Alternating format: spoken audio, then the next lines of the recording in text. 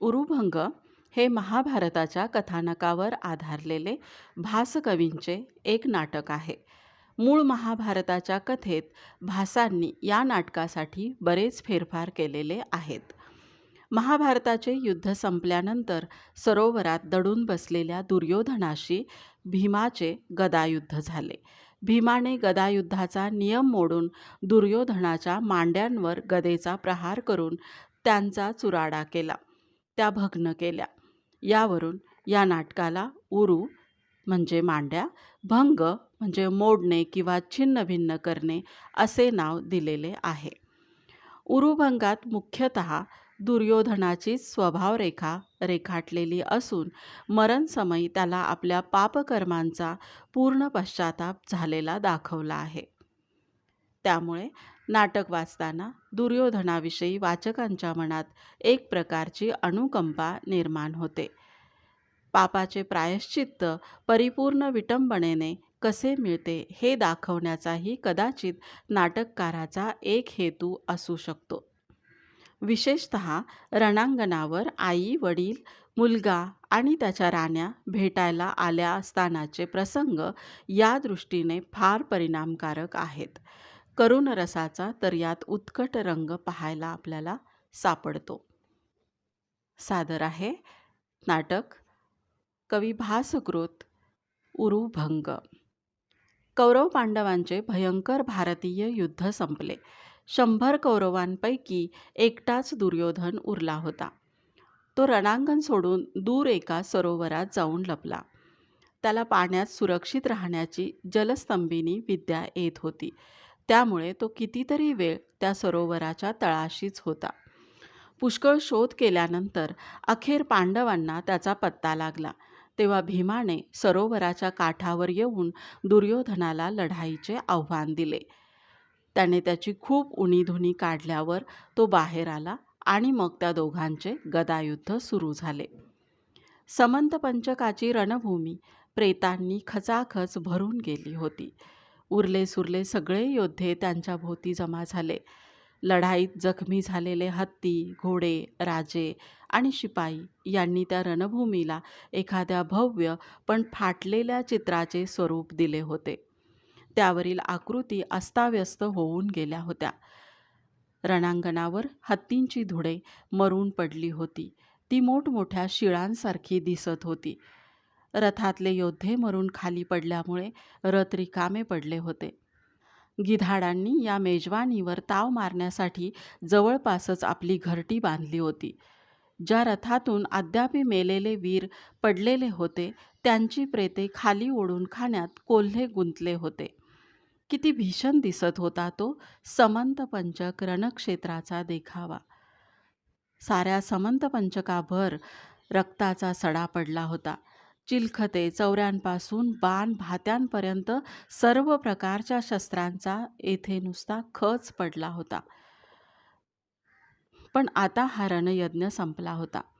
त्यात फक्त पूर्णाहुती पडायची राहिली होती, ती दुर्योधनाची. तोच हा अखेरचा युद्धप्रसंग आता सुरू झाला होता. ढगांचा भयानक कडकडाट व्हावा किंवा पर्वत कोसळून पडावा तसा आवाज ऐकू येत होता. भीम दुर्योधनांच्या गदा एकमेकांवर आदळल्यामुळे झालेला तो आवाज होता. द्रौपदीचे केस ओढावयास सांगणारा दुरात्मा दुर्योधन समोर उभा असलेला पाहून भीमसेन भयंकर खवळला होता. तर आपल्या 100 भावांची युद्धात कत्तल झाल्यामुळे दुर्योधन अतिशय संतापलेला होता. हे गदायुद्ध अटीतटीचे, अगदी निकराचे होणार, यात कोणातरी एकाचा कायमचा निकाल लागणार हे स्पष्ट होते. त्यामुळे कुरु व यदू कुलातील जबाबदार मंडळी तेथे हजर होती. द्वैपायन व्यास यांचा पांडवांकडे विशेष ओढा, त्यामुळे ते उपस्थित होते. दुर्योधन हा बलरामाचा शिष्य. बलरामापासूनच तो गदायुद्ध शिकला. त्याला तो मानितही असे. त्यामुळे बलरामाचे दुर्योधनावर प्रेम होते, म्हणून तोही तेथे आला होता. श्रीकृष्ण हा तर पांडवांचा सखाच. तो अशा निकराच्या कठीण प्रसंगी तेथे जातीने हजर राहिला तर ते साहजिकच होते. विदुर तसा कौरव पक्षाकडील असला तरी तो सत्पक्षाचा अभिमानी होता. त्यालाही या भयंकर प्रसंगाचा शेवट काय होतो याविषयी उत्सुकताच होती. त्यासाठी तोही तेथे आला होता. ते गदायुद्ध होतेच तसे भयंकर. तापलेल्या सोन्याच्या चौरस तुकड्याप्रमाणे दिसणाऱ्या त्या भीमाच्या छातीवर दुर्योधनाची गदा येऊन आदळली आणि इंद्राच्या ऐरावतीप्रमाणे मजबूत असलेले दुर्योधनाचे खांदे भीमाच्या गदाप्रहाराने निखळून गेले. दुर्योधनाच्या हातातील गदा भीमाच्या रक्ताने सारी माखून गेली होती आणि त्यामुळे ती इंद्राने कैलास शिखरावरून फेकलेल्या वज्राप्रमाणे भासत होती. दुर्योधन अतिशय आवेगाने व कौशल्याने लढत होता. तरी पण भीमाचे बळ निःसंशय अधिक होते, परंतु हळूहळू युक्तीने शक्तीवर मात केली. भीमाच्या कपाळावर झालेली जखम फार खोल होती, त्यामुळे तेथून सारखी रक्ताची धार सुरू झाली. त्याचे ते पर्वत शिखरासारखे दिसणारे दोन्ही खांदे पार खिळखिळे होऊन गेले. छातीचीही तीच गत झाली. मेरू पर्वतावरून नदीचा प्रवाह वाहत असताना दिसावा त्याप्रमाणे त्या प्रचंड पुरुषाच्या शरीरावरून लाल लाल रक्ताचा प्रवाहच वाहताना दिसत होता. हळूहळू भीम भयंकर रक्तस्रावामुळे खचू लागला. दुर्योधनाच्या गदेचे भयंकर तडाखे एकामागून एक बसतच होते.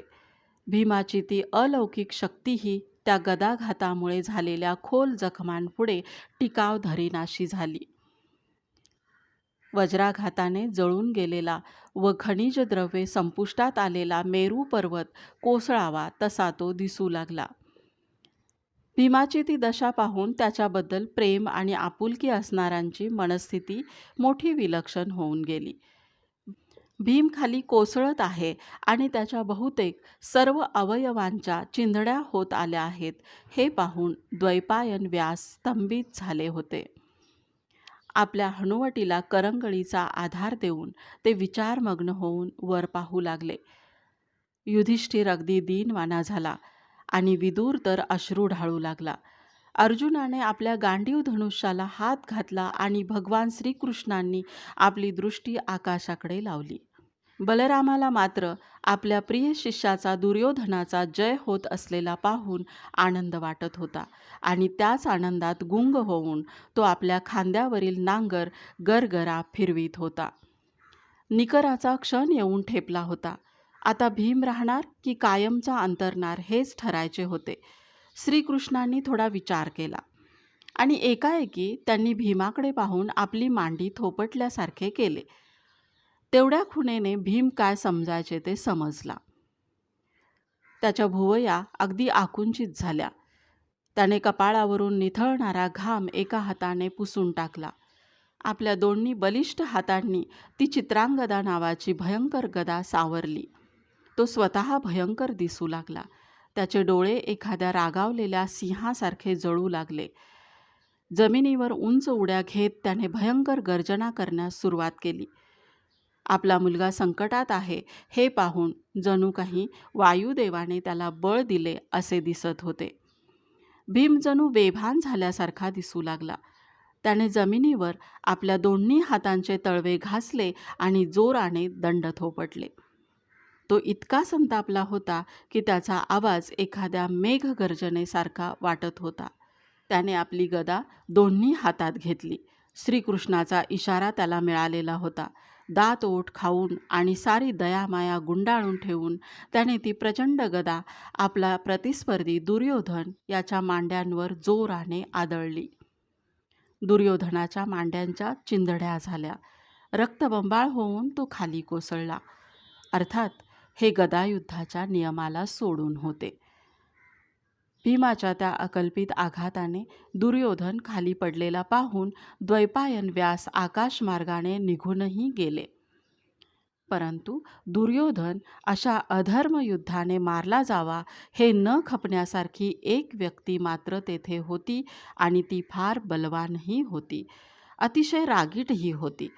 दुर्योधनावर त्या व्यक्तीचे प्रेमही होते. ती व्यक्ती म्हणजे दुर्योधनाचा गुरु बलराम. तसे तर बलराम पांडवांनाही गुरुस्थानीच होता. तो समोर असताना गदायुद्धाचा नियम उघड उघड पायाखाली तुडवून भीमाने दुर्योधनाच्या मांड्या चुरडल्या हे बलरामाला सहन होणे शक्य नव्हते. त्याचा तो अपमानच झालेला होता. त्यामुळे दुर्योधनाला कोसळताना पाहून बलरामाने आपले डोळे मिटून घेतले. पांडव पक्षाकडील मंडळींच्या ते लक्षात आले. बलरामाचा राग किती भयंकर असतो याची त्यांना कल्पना होती. त्याने डोळे मिटले आहेत ते केवळ दुःखाने नव्हे तर त्याला अतिशय संतापही आलेला आहे हे त्या मंडळींना समजून चुकले. त्यामुळे त्याने डोळे मिटले त्याचाच फायदा घेऊन तेवढ्या अवधीत त्यांनी बेभान झालेल्या भीमाला तेथून पळवून नेले. पांडव घाबरले होतेच, पण व्यासांनी तेथून निघून जाण्यापूर्वी भीमाला रणभूमीवरून ताबडतोब दूर घेऊन जाण्याबद्दल पांडवांना सूचना दिली होती. त्याप्रमाणे स्वतः श्रीकृष्णांनीच पुढे होऊन भीमाला आधार दिला आणि बाकीच्या पांडवांनी त्याच्या भोवती कडे करून ते सर्वजण त्याला तेथून घाईघाईने घेऊन गेले. थोडा वेळ झाल्यानंतर बलरामाने डोळे उघडले. तेव्हा पांडव भीमाला दूर घेऊन जात असताना त्याने पाहिले. रागाने त्याचे डोळे एवढाले झाले आणि तो भीम पांडवांच्या कोंडीतून बाहेर पडण्याची वाट पाहत त्यांच्या मागे चालू लागला. तो जोराने चालू लागल्यामुळे त्याचा मुकुट हालत होता. त्याच्या गळ्यातील पुष्पमाला जोराने चालणाऱ्या श्वासोश्वासाबरोबर किंचित वर उचलली जात होती. त्याच्या अंगावरचे उपरणे खाली घसरत होते ते तो सावरून धरीत होता. त्याच्या त्या काळ्या वस्त्रांमुळे ढगांनी वेढलेला चंद्रमाच आकाशातून खाली उतरावा तसा तो दिसत होता. एखादा वडवानल आतल्या आत धुमसत असावा तशी त्याची स्थिती झाली होती. आपल्यालाही न मोजणाऱ्या भीमाला खाऊ की गिळू असे त्याला होऊन गेले होते. राक्षसराज शाल्वाने यादवांच्या द्वारकेवर स्वारी केली तेव्हा बलरामाने त्याचा समाचार घेतला होता आणि त्याला ठार मारून त्याची सौभ नगरी सुद्धा उद्ध्वस्त करून टाकली. हा पराक्रम बलरामाने आपल्या प्रसिद्ध नांगरानेच केलेला होता. एकदा आपल्या प्रचंड शक्तीने त्याने यमुनेचा प्रवाहही पालटवून टाकला होता. असा तो आपला प्रभावशाली नांगर घामाने डबडबलेल्या व रक्ताने माखलेल्या भीमाच्या विशाल छातीवर आदळण्यासाठी बलरामाचे हात सळसळत होते. तो दुर्योधनाला उद्देशून म्हणत होता, तू आणखी थोडा वेळ तरी जीव धरून राहा आणि भीम माझ्या हातून ठार झालेला पहा. इतक्यात त्याला दुरून दुर्योधनाची हाक ऐकू आली, भगवान हलायुध प्रसन्न व्हा. दुर्योधन दुरून म्हणत होता. दुर्योधन मांडीला झालेल्या जखमांनी मरणाच्या दाराशी पडलेला आहे हे बलरामाने पाहिलेले होते. त्यामुळे तशा अवस्थेतही आपला हा शिष्य आपल्याला हाक मारीत असलेला पाहून त्याला एक प्रकारे बरे वाटले. दुर्योधनाची अवस्था मोठी केविलवाणी झाली होती. अंगाला चंदनाची उटी लावावी तसे त्याचे सारे अंग जखमांच्या रक्ताने माखून गेले होते. चालता येत नसल्यामुळे तो हातांच्या सहाय्याने एखाद्या लहान मुलासारखा जमिनीवरून फरफटत जात होता.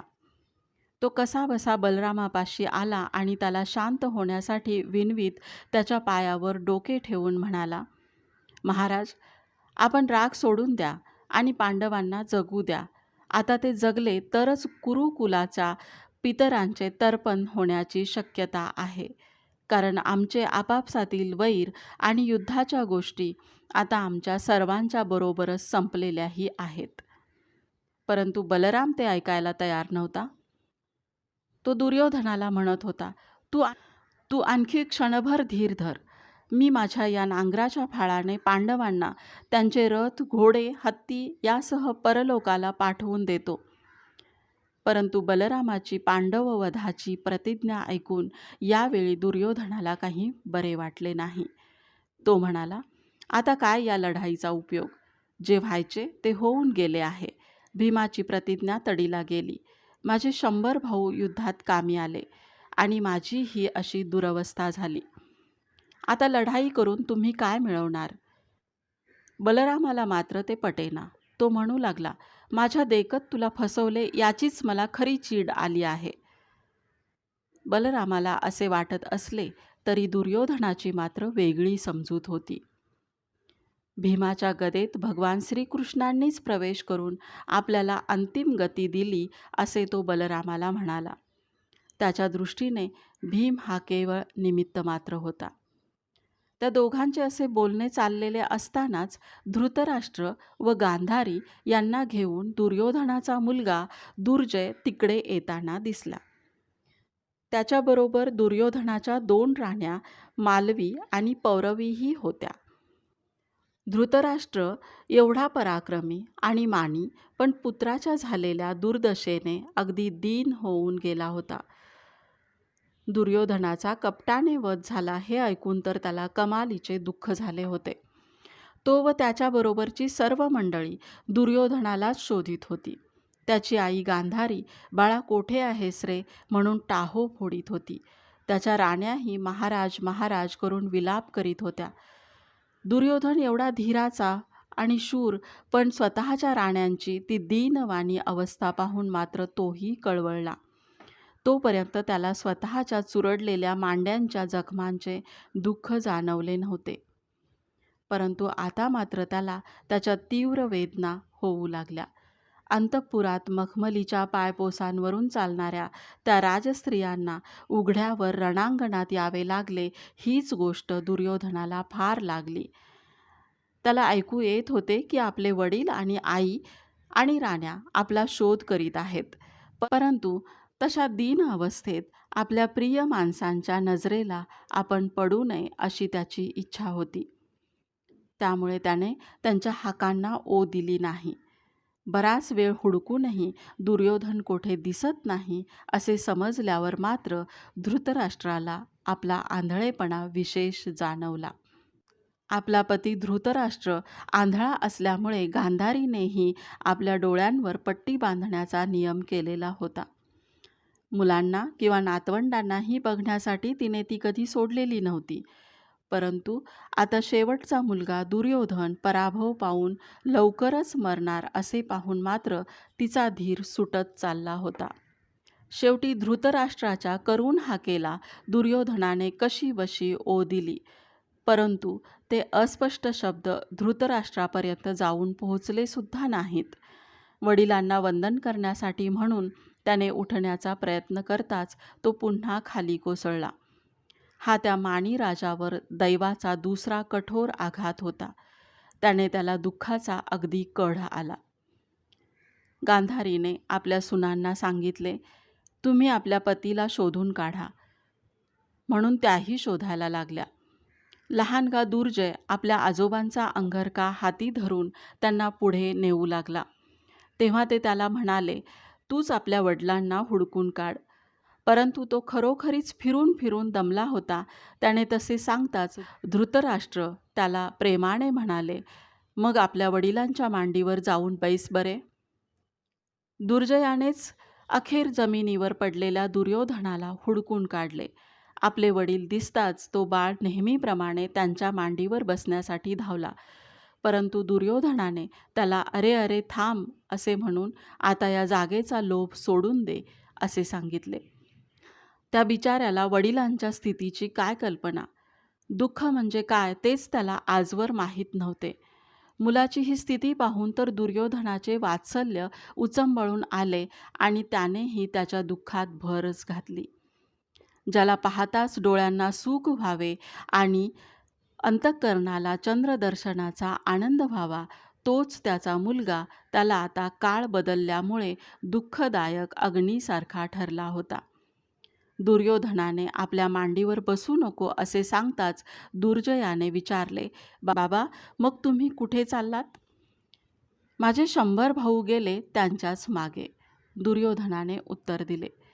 मग मलाही जा ना घेऊन आपल्याबरोबर, अजान दुर्जय त्यावर म्हणाला. ते भीमसेनाला जाऊन विचार बाळ. दुर्योधनाचे हे उत्तर त्या अजान मुलाला काही समजले नाही. मग तो वडील सापडले म्हणून सांगण्यासाठी आजी आजोबांकडे गेला आणि त्यांना तेथे घेऊन आला. दुर्योधन धुळीत लोळत अस्ताव्यस्त पडलेला पाहून गांधारीच्या हृदयाचे पाणी पाणी झाले. धृतराष्ट्राला दुर्योधनाने कसाबसा नमस्कार केला आणि म्हटले, मी तुमच्याच पायांशी केवळ माझे हे मस्तक नमवलेले आहे. साऱ्या बाजूंनी आग पेटलेली असताना मी तिचा जरासुद्धा विचार केलेला नाही. तेव्हा आता ज्या वैभवात मी जन्माला आलो, त्याच वैभवात मरण्याचे भाग्य मला लाभत आहे असे मी समजतो. आपले 100 मुलगे ज्या मार्गाने गेले त्याच मार्गाने हा शेवटचाही चाललेला पाहून धृतराष्ट्राच्या सर्व आशा संपल्या. त्याने दुर्योधनाच्या जगण्याचीही आशा आता सोडून दिली. त्यामुळे त्या निराश, हताश धृतराष्ट्रापुढे जाण्यासाठी बलरामाचेही मन घेईना. दुर्योधनाने आपल्या आईला गांधारीला हाक मारून म्हटले, आई, माझ्या हातून जर काही सत्कृत्य घडले असेल तर मला आशीर्वाद दे की पुढल्या जन्मीही मी तुझ्याच पोटी येईन. राण्यांना उद्देशून तो म्हणाला, मी शत्रूशी लढताना जखमी होऊन मरण पावत आहे. मी रणाला पाठ दाखवलेली नाही. तेव्हा तुम्ही क्षत्रिय असल्याने तुम्हाला शोक करण्याचे कारण नाही. तसेच सर्व धार्मिक व्यावहारिक कर्तव्य मी यथासांग पार पाडलेली आहेत. मी मित्रांना सहाय्य केले, शत्रूंना शरण यावयास लावले आणि सर्व प्रकारचे राजवैभव माझ्या पायापाशी राहत आले. तेव्हा अशा वैभवसंपन्न राजाच्या राण्यांनी शोक करणे बरोबर नाही. दुर्जयाला जवळ बोलावून तो जे बोलला ते तर विशेषच होते. बाळा दुर्जया, तू पूज्य कुंती मातेच्या आज्ञेत राहिले पाहिजेस. तसेच अभिमन्यूची आई व द्रौपदी यांनाही तू आपल्या आईप्रमाणेच मान देत जा. बरे का बाळ, दुर्योधन पुढे सांगू लागला. आपले महान ऐश्वर्यशाली व स्वाभिमानी दुर्योधन वडील हे बरोबरीच्या शत्रूशी लढता लढता समरांगणावर मरण पावले असे समजून तू आपले दुःख आवर, कारण यात दुःख करण्यासारखे काहीही नाही. उलट यामुळे तुला अभिमान वाटला पाहिजे. तसेच मी मरण पावल्यानंतर जेव्हा युधिष्ठिर इतर पांडवांसह मला तिलांजली देईल तेव्हा त्याच्या हाताला हात लावून तूही मला पाणी दे. आजपर्यंत जळत असलेल्या वैराग्नीचे रूपांतर पश्चातापाच्या जलप्रवाहात झाले. त्यात दुर्योधनाचा सारा ताठरपणा, दुष्टपणा वाहून गेला. इतक्यात कोणीतरी धनुष्याचा टणत्कार केल्याचा आवाज बलरामाच्या कानी पडला. त्याने आश्चर्याने त्या बाजूकडे पाहिले.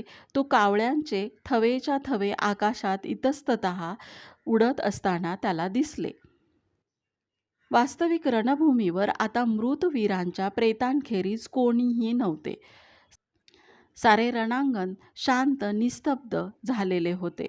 असे असताना धनुष्याची दोरी ओढल्याचा हा आवाज कोठून आला म्हणून बलराम चौकसपणे पाहू लागला. तोच दुरून एक गर्जना त्याला ऐकू आली. दुर्योधनाने आपले धनुष्य सज्ज करून ज्या रणयज्ञात प्रवेश केला त्यातच आज मी पुन्हा प्रवेश करीत आहे. अथर्वयूने संपवलेल्या अश्वमेध यज्ञाला कोणीतरी पुन्हा प्रारंभ करावा, तसेच हे माझे करणे आहे. बलरामाने ओळखले की द्रोणपुत्र अश्वत्थाम्याचा तो आवाज होता. इतक्यात प्रत्यक्ष अश्वत्थामाच समोरून येताना दिसला. पूर्ण उमललेल्या कमळासारखे त्याचे डोळे विशाल आणि स्वच्छ दिसत होते. चमचम करणाऱ्या सोन्याच्या कांबीसारखे असलेले त्याचे हात चांगले लांब सडक व तसेच मजबूतही होते. रागाने धनुष्य सरसावीत तो पुढे येत होता. तेव्हा पेटलेल्या मेरू पर्वताप्रमाणे तो दिसू लागला. तो म्हणत होता, कपटाने मांड्यांचा चुराडा झालेला दुर्योधन मी नव्हे, की बोथट आणि निष्प्रभ झालेल्या शस्त्रांचा कर्णही मी नव्हे. मी आहे द्रोणांचा मुलगा. इथे रणांगणावर शस्त्रसज्ज होऊन आलो आहे आणि शोधतो आहे कोणी शूरवीर माझ्याशी लढायला योग्य आहे किंवा काय ते. परंतु खरे म्हणजे सारे भारतीय महायुद्ध आटोपल्यानंतर हा वीर रणक्षेत्रावर उतरत होता. त्यामुळे स्वतःच्या युद्धकौशल्याची त्याची ही बढाई अगदी कुचकामाची होती. अश्वत्थाम्याला स्वतःलाही या गोष्टीची जाणीव होती. महाभारतीय युद्धातील शेवटचा समरप्रसंग म्हणजे भीम दुर्योधनाचे गदायुद्ध. यात कपटाने का होईना पण दुर्योधनाचा प्रभाव झालेला होता. त्यावेळी सुद्धा हा गुरुपुत्र तेथे आपले शौर्य दाखवण्यास हजर नव्हता. त्यावेळी तो आपल्या वडिलांचे तर्पण करण्यात गुंतला होता.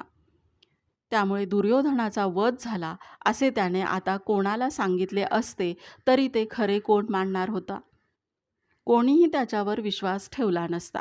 त्यामुळे भीष्म द्रोणासारखे महावीर व 11 अक्षौहिणी सैन्याचे अधिपती राजे दुर्योधनाच्या बाजूला उभे असतानाही त्याचा असा दीनवाणा अंत झाला, कारण एक दैवच असे अश्वत्थामा आता मानू लागला.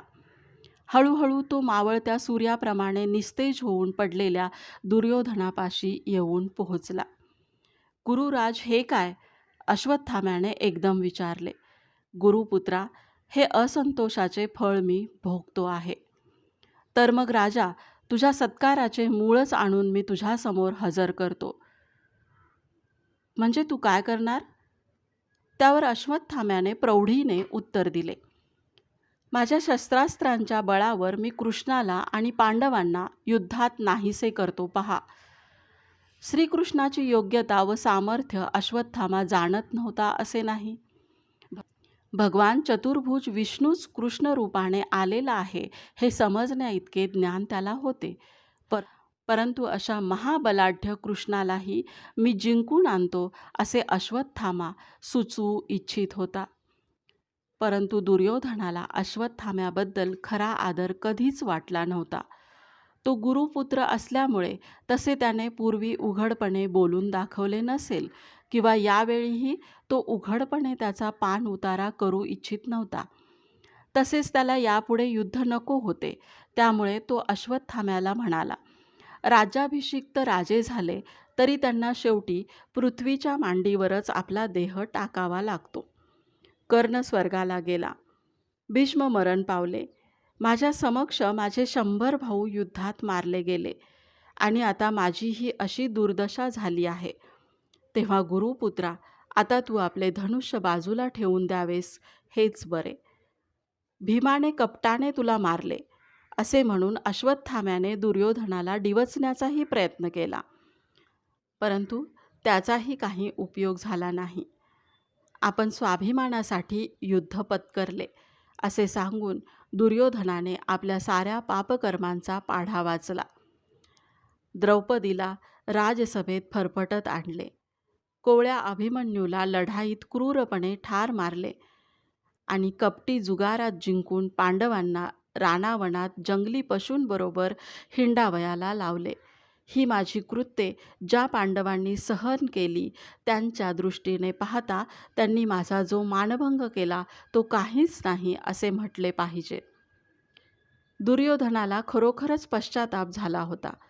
त्यामुळे त्याने अश्वत्थाम्याला आपल्या त्या पापांची आठवण देऊन पुन्हा पांडवांशी लढाईला उभे न राहण्याबद्दल विनंती केली.